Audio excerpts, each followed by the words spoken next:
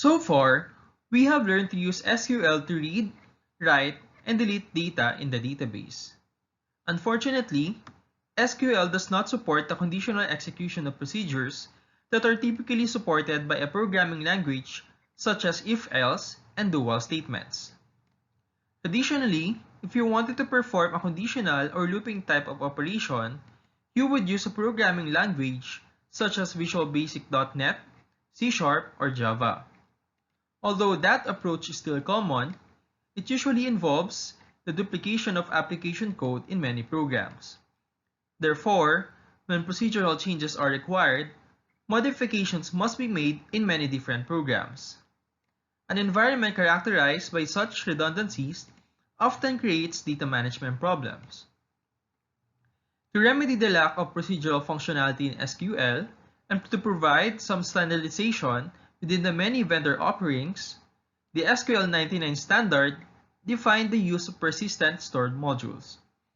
A persistent stored module is a block of code containing standard SQL statements and procedural extensions that is stored and executed at the DBMS server. Procedural Language SQL, or simply PLSQL, is a language that makes it possible to use and store procedural code and SQL statements within the database, and to merge SQL and traditional programming constructs such as variables, conditional processing, that is if-then-else, basic loops such as for and while loops, and error trapping. The procedural code is executed as a unit by the DBMS when it is invoked either directly or indirectly by the end user. End users can use PL/SQL to create the following: anonymous PL/SQL blocks, triggers, stored procedures, and PL/SQL functions, which we will elaborate in the following slides. Using Oracle SQL Plus, we can write a PL/SQL code block by enclosing the commands inside the begin and end clauses. For example, the following PL/SQL code block inserts a new row in the vendor table. The block's last line uses a /, as we can see in line number 5. This is to indicate the end of the command line entry. This type of PL/SQL block executes as soon as we press enter after typing the /. Following the PL/SQL block's execution, you will see the message PL/SQL procedure successfully completed. Suppose that you want a more specific message displayed on the SQL Plus screen after a procedure is completed, such as new vendor added. To produce a more specific message, we must do two things. First, at the SQL prompt, we type in set server output on. This SQL Plus command enables the client console to receive messages from the server side, which is the Oracle DBMS. To stop receiving messages from the server, we just set server output off.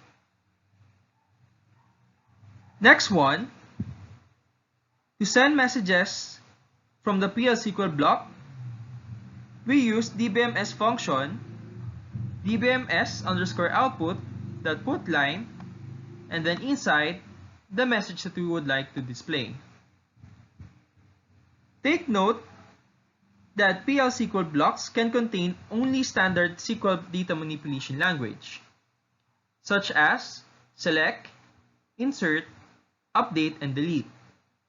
The use of data definition language is not directly supported in PL/SQL block. The most useful feature of PL/SQL blocks is that they let you create code that can be named, stored, and executed either implicitly or explicitly by the DBMS.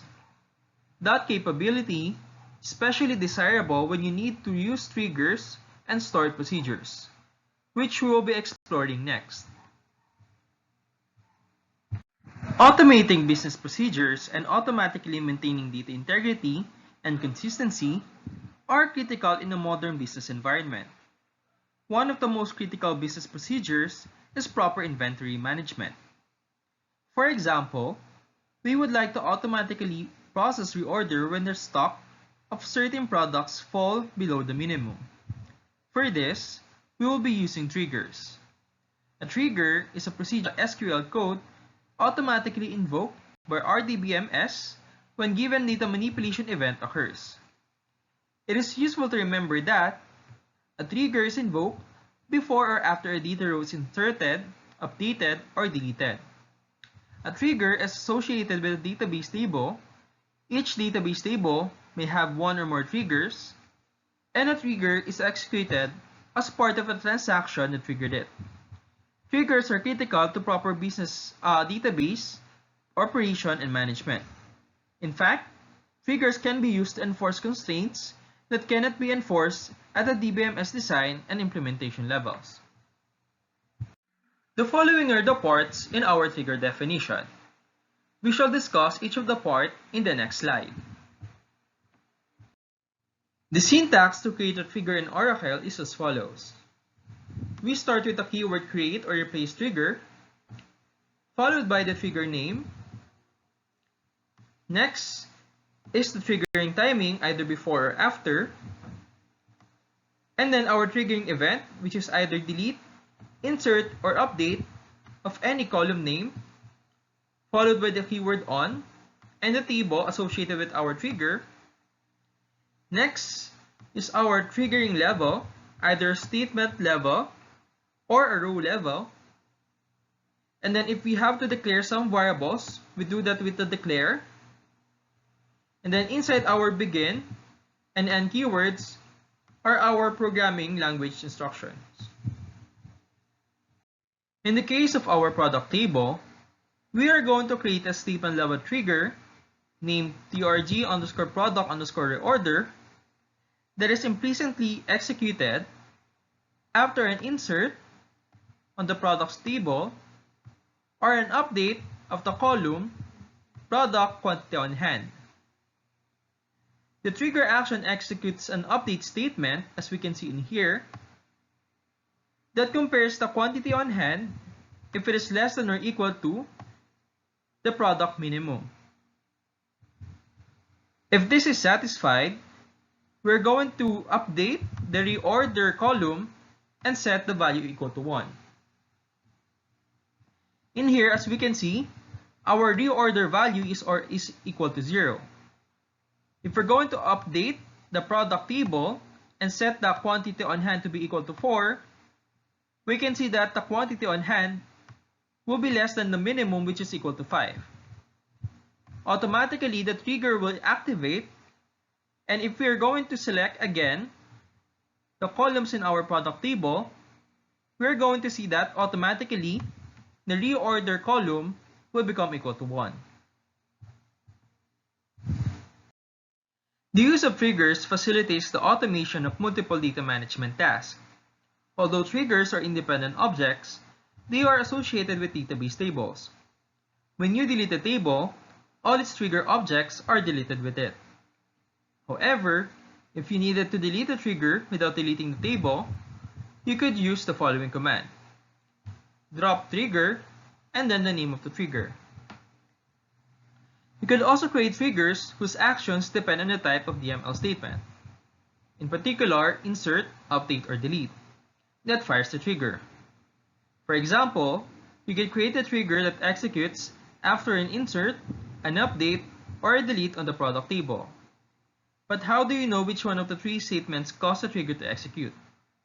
In those cases, you could use the following syntax.